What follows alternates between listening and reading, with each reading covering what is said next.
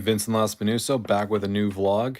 As we know, the NFL Honors was today, and they announced the Associated Press Awards as well as the 2022 Pro Football Hall of Fame class. So it's a very exciting day for me. As you know, seeing the Pro Football Hall of Fame class, that's essentially like my Super Bowl. I'm always excited for it every single year to see what happens, and they did not disappoint, and I thought they did a really good job. I mean, some people might beg to differ, but I personally thought they did a good job, and I'm happy with all the people that were inducted. So let's start with the AP honors. I want to first give credit to Renee Bugner for detailing the vote totals for all the AP awards. For the main one, the Associated Press Most Valuable Play Award, Aaron Rodgers won his fourth. Tom Brady was second in the voting with 10, and Cooper Kupp was third with 1. For the Offensive Player of the Year award, Cooper Kupp won with 35 votes. Then Jonathan Taylor was 10, and then Tom Brady and Aaron Rodgers finished third and fourth with 3 and second votes. For the Defensive Player of the Year, TJ Watt won after tying Michael Strahan's all-time sack record with 42 votes, and the rest of the 8 votes went to Micah Parsons with 5 and Aaron Donald with 3. For the Comeback Player of the Year, Joe Burrow, after coming off a torn ACL, won the Comeback Player of the Year award, and the Bengals are in the Super Bowl with 21 votes. In second place was Dak Prescott, came back from a horrific ankle injury, and in third place was Derwin James, who had a single vote, who came back and became an All-Pro caliber player after being injured the last couple of years. For Defensive Rookie of the Year, it was no surprise. Micah Parsons was the runaway favorite. I mean, he was second in the Defensive Player of the Year voting. I mean, so Defensive Rookie of the Year, no shock there.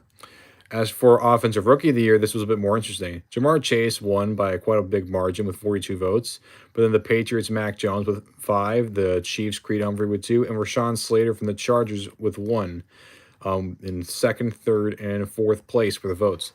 For Coach of the Year, the Titans head coach Mike Vrabel won, being number 1 with in terms of vote totals with 36 total votes. Matt LaFleur, the Packers head coach, 3 straight years of 13 wins, 39 and 10. That's the highest mark by a coach in their first 3 years in the league.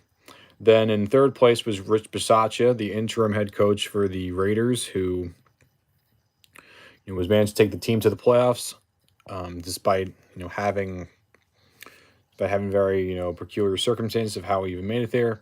But I hope he gets another head coaching job someday. But what he did with the Raiders, able to keep that team together, is something that I should definitely celebrate. Zach Taylor, the Bengals head coach, in the Super Bowl. I'm surprised he didn't get more votes. And of course, Bill Belichick always has 1 vote. Then for the Assistant Coach of the Year, I mean, there's a whole bunch of 4s and 2s, but the runaway was Dan Quinn, the Dallas Cowboys defensive coordinator. That defense was suffocating all year until the playoffs came. But either way, these are regular season awards. People need to keep that in mind. A lot of people would just say, "Oh, Joe Burrow should win MVP," or "Oh, Cooper Kupp should win MVP." He got an MVP vote, but understand that these are regular season awards, and people need to keep that in perspective. But you all know what you're here for. You're not here for the AP awards. You're here for me to talk about the inductees of the Pro Football Hall of Fame for this year. And I got to say, I really like this year's class. Yes, there's no first ballot inductees, which I think was the first ever time since 2012 where there's no first ballot inductees. But I'm okay with that because I think the people they inducted were, really nice choices. Let's start in alphabetical order. Tony Baselli, many years waiting on the ballot. Legendary Jaguars offensive tackle. And he's the first ever Jaguar to be in the Hall of Fame, and props to him. For the senior candidate, we got Cliff Branch, the wide receiver from the Oakland/Los Angeles Raiders. He had the playoff receiving record in terms of receiving yards for the playoffs for many years until Jerry Rice broke it. Unfortunately, he passed a few years ago, actually on the day of an enshrinement ceremony, which was pretty sad. But here he is getting inducted. His long overdue wait, but hopefully more Raiders to come, like Lester Hayes. Maybe Jim Plunkett can get some attention. maybe Jave Grayson or Art Powell, Wilfred Winkenbach, Amy Trask, and many others. Leroy Butler, the Packers safety, invented the Lambeau Leap, first team All Decade member, absolutely deserving, waited a long time as well. Our first ever official, finally inducted into the Pro Football Hall of Fame, Art McNally. He's 95 years old, making him the oldest living in person to ever get inducted by far. In fact, he's even 5 years younger than the oldest living Hall of Famer. What was his name? Charlie Taylor. Yeah, Charlie Taylor. He's only 5 years old. He's only 5 years younger than him. I'm sorry if I'm forgetting his name, but not thinking about him right now. Sam Mills, long time wait, 25 years after he retired, and unfortunately 15 years after he died.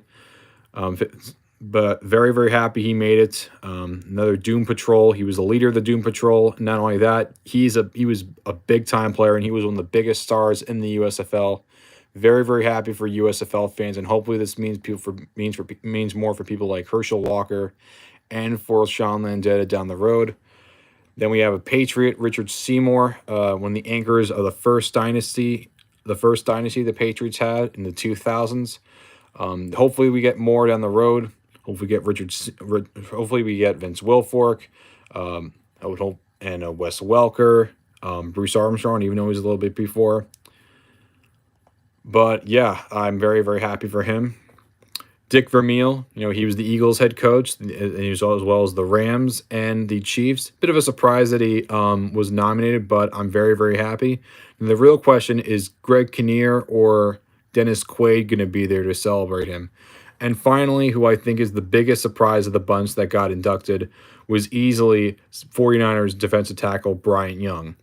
This is a guy that wasn't even a finalist last year and made the finals for the first time ever, as well as a semifinalist for the first time ever in 2020 after being for several years just as a preliminary choice.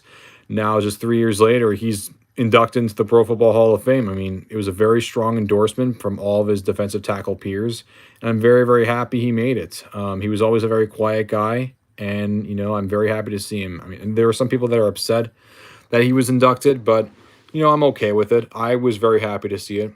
Now, obviously, there's the snubs everyone's going to talk about. DeMarcus Ware and Devin Hester, as well as Andre Johnson, were all first ballot nominees. They were all finalists, but none of them made it. Ware in particular was a big surprise because a lot of people think that if anyone in the first ballot was going to make it, it would be him. Turns out it was not. None of them made it. And speaking of Andre Johnson, not only did he not make it, but neither did Reggie Wayne nor Torrey Holt. So no wide receivers for modern era made it. I mean, Cliff Branch made it, but he made it via the senior committee. And I'm kind of surprised that Bryant Young made it that far, considering how you had Rondé Barber there was a finalist for waiting for a while.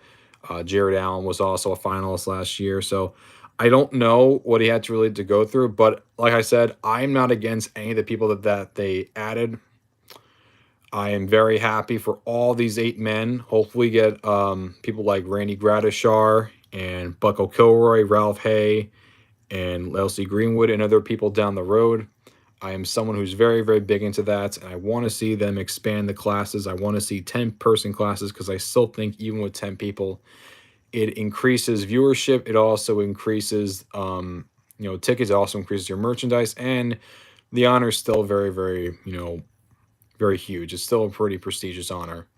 Oh, I should also mention here, considering that 2 of the candidates are deceased, and one of them is 95 years old, so he's probably not going to talk that much. This might be the shortest induction ceremony ever because the speeches have reduced the amount of time. They used to be, 35, whoever minutes, but now it's just shortened to at most 8. So either way, very happy for all the class members of the class of 2022. I'm very, very happy for all 8 of these men. Hope we see larger classes down the road. And thanks to everyone that won the AP awards for the NFL. Can't wait for next year. I'm very, very excited for the Super Bowl. And if I have enough time, I'm probably going to be able to go on the podcast of Zenny and Bill and potentially other people from Zenny 62 Media. So until then, guys, I'll see you later and next time. Peace.